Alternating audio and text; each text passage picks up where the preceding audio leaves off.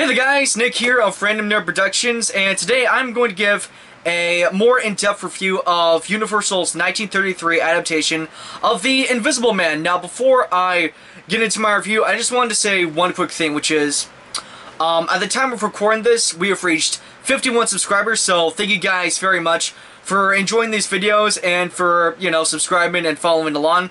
And I'm hoping to get some more content out, especially with Halloween coming up. I want to be able to get more monster movie reviews out for you guys. And with that being said, let's get into the review. The plot of the movie follows Jack Griffin, played by Claude Rains, who, after finding a way to become invisible, he goes, just a little bit crazy. And after he does this, he goes on a murdering spree, and it's just a really fun movie to watch, basically, you know? So the first thing I want to talk about is that Claude Rains does a great job as Jack Griffin in this movie. In my opinion, he gives one of the best performances of the Universal Classic Monster franchise because, just of the sole fact that we don't see him throughout the vast majority of this movie, and because of that, he has to rely solely on his voice, and the presence that he conveys in this movie is just very well done, delivering how he's clearly gone in sin and how he's just doesn't care about the consequences and how he's just going to do whatever he wants. But in the same vein, we also see a side of Griffin that was there before he became invisible when he's reunited with his fiancée Flora, played by Gloria Stewart, who I would also like to say gives a really good performance in this movie, And it's just really interesting because he's like, "Oh, Flora, I've missed you so much." And then, just like 30 seconds later, he's like, "I will be the most powerful man on the planet!" And so it's just a really fun scene to watch. And another fun scene that I want to talk about, or at least a scene that makes me personally laugh, is the scene where Griffin first unveils his bandages in front of the citizens in the town that he stays in. And I'm just going to play the clip that I'm talking about.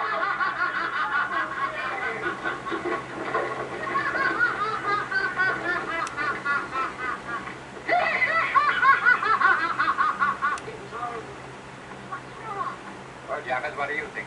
He's invisible. That's what's the matter with him. He gets the ring. He's invisible. That's what's the matter with him. Yeah. No shit, Sherlock. Yeah, obviously he's invisible. He's just so calm about it. That's the thing that makes me laugh. He's just so calm about the fact that this guy is invisible. Because personally for me, if I saw someone invisible, the way I would react would be more along the lines of, "Holy shit, he's fucking invisible! Guys, get the fuck out of here! We gotta stop him before he leaves! Oh my god!" It's something along those lines I think would be a more reasonable approach than just yes, he's invisible. That's what's the matter with him. It's like, yeah, duh! And speaking of invisibility, I would like to say that John P. Fulton's special effects are phenomenal in this movie.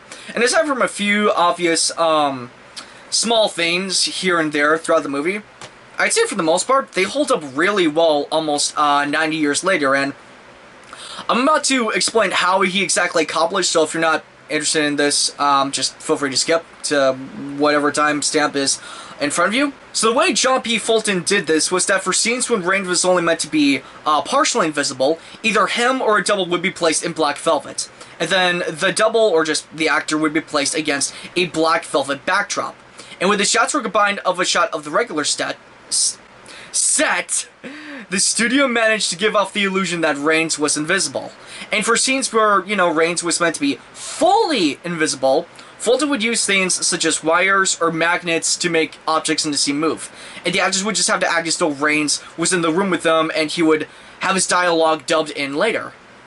And the fact that they managed to accomplish so much that they did in 1933 is insane, because there's some context thing we need to keep in mind, which is that, 1933, that was during the time where the Great Depression was at its height, it was, studios at the time were having a really rough time, and they couldn't, turn to streaming services or television, so you're like, okay, if we want to stay in business, we gotta, bust our asses off, we gotta make something good, and I think it's safe to say with, definitely most of the Universal Monster franchise that they succeeded.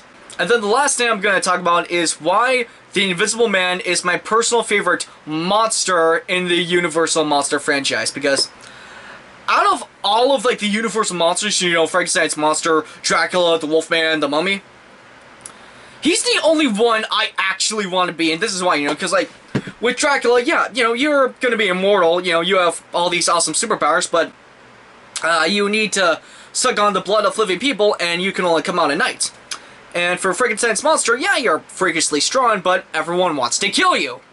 You know, for the Wolfman, I think I can explain why you don't want to be him. Whereas for the Invisible Man, you know, he can more or less get away with whatever he wants, so long as he's, you know, not in a presence that would make him vulnerable or seen, like, at least his outline, you know. And yeah, that's really all I had to say. Thank you guys for watching the video. Definitely make sure to subscribe and hit the like button, and let me know in the comments what other old school horror movies you'd like to see me talk about. And also make sure to check out my social medias. My Instagram and TikTok will be linked in the description for you to check out. And yeah, once again, thank you for watching the video, and I hope you have a great rest of your day.